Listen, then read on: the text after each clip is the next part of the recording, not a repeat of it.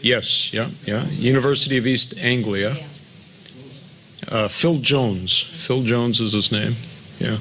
And so the BBC asked him, asked if the scientific debate was over. He replied, "I do not believe the vast majority of climate scientists think this. This is not my view." So I think even Phil Jones agrees that there's a lot of debate going on in the scientific community. I'll point to one last piece of evidence about disagreement, and this is my favorite. This is called the Oregon Petition. 31,478 American scientists, including 9,023 with PhDs, signed this petition. It says, in part, there is no convincing scientific evidence that human release of carbon dioxide, methane, or other greenhouse gases is causing or will in the foreseeable future cause catastrophic heating of the Earth's atmosphere and disruption of Earth's climate. In 2007, Art Robinson, the guy who produced this survey, went back through all the names, reconfirmed them all. The left hates this survey, right? They can't believe it. They mock it. If you go anywhere online, they say it doesn't really exist. And one of the names on there is Pinocchio or Mickey Mouse. And Art Robinson checks out Mickey Mouse, and calls him up and says, "Yeah, unfortunately, that is my name, and I'm a solar physicist, working at such and such a university." Or it was a name that was put in there by an environmental activist to try to discredit the whole list. And there's probably a few of those in there. But the Heartland Institute reprinted the entire directory. We have their names, their specialty, their degree, and the state that they live in. And it's a directory that's about 300 pages long. So we know they exist. This is a real petition. This is way more scientists willing to put their name on a really explicit statement than anything that comes from the other side, from the alarmist side. They honestly, they can't touch this. Okay, now, the last part of my presentation, I'm gonna end probably in about 10 minutes. So I don't think there's any evidence for consensus. I think there's really strong evidence that there is no consensus, that there's a big scientific debate taking place right now.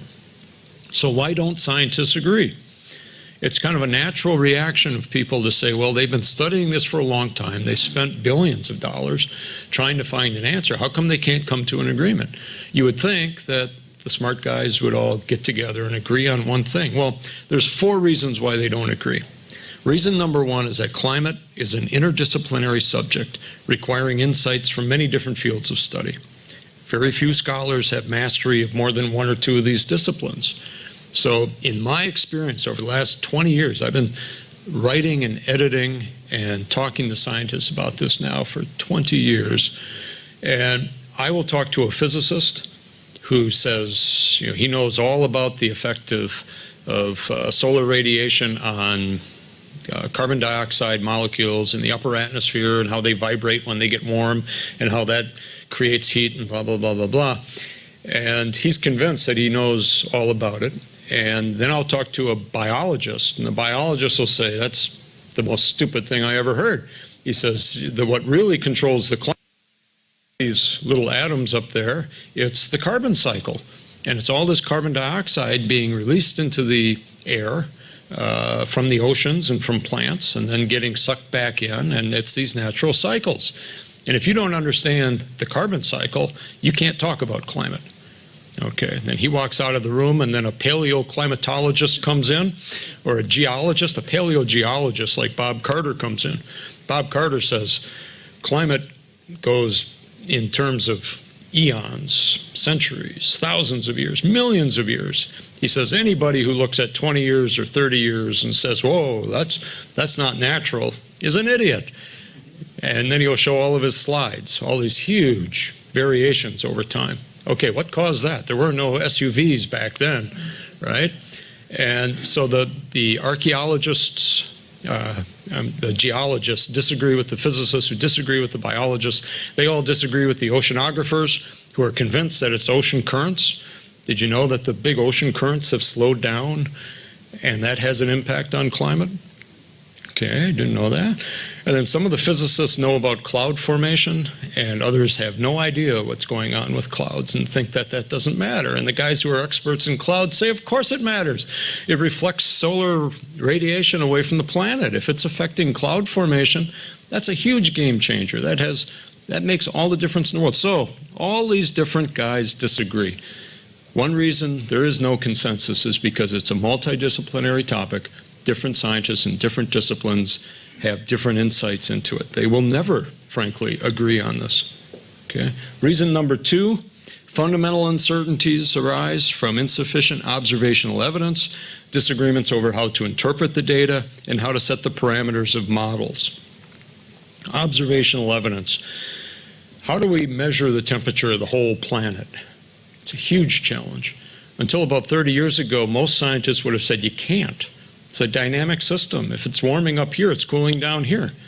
An average temperature for a dynamic system arguably doesn't even make sense. But let's say it does make sense, and so they kind of figure it out, and they come up with this new thing. So there's 3 different ways, at least 3 ways to measure temperature. You can measure it using weather balloons that go up into the lower stratosphere, and they have these little devices on them that measure the temperature. And we've got great records of that all around the world. They've been doing this. Like they put these weather balloons up every day or every week. They collect it. Since 1979, we have satellites, NASA satellites, that can take the temperature readings. And they've been going around the world. That's our first truly global temperature record, because now they got the whole world, not just little parts of it. And the third source is surface-based temperature stations. And you may have come across them over the years. I know University of Chicago, in one of the quads, there was a temperature station. It was a little white box with the slats so the air can pass through it. And there's a little thermometer in there, and some guy was going in there and checking it and writing it on a piece of paper for many years. And of course now it's all digital. So those are your 3 temperature sources for data. Turns out 2 of those sources agree with each other, and the third one is an outlier. The 2 that agree are the weather balloons and the satellites. And they are just, if you were to plot it, 2 lines, they're just like this. I mean, they're just right there together with each other. Surface-based temperature readings go up much higher and don't agree with the satellites and the weather balloons. And we have a pretty good idea why that's the case. It's called the urban heat island effect. Some of these stations, when they were first built, were in the middle of a cornfield. Now they're at the end of an airport landing strip. Literally, many of these stations are at airports, and the airports have gotten a lot bigger. There's a lot of concrete. There's a lot of heat being generated. Concrete absorbs the heat, so you get warmth staying there. Concrete absorbs sunlight and warms up. Heartland has done research over the years that looks at various sightings of these surface temperature stations, and it's astonishing. They locate them on roofs with black roofs of buildings. They've got them in parking lots. They've got them next to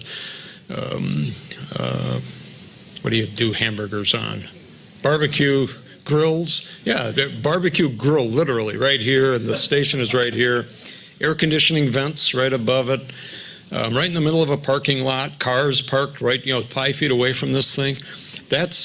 That's why the surface-based temperature record shows a lot of warming. It's an artifact of what's called the heat island effect.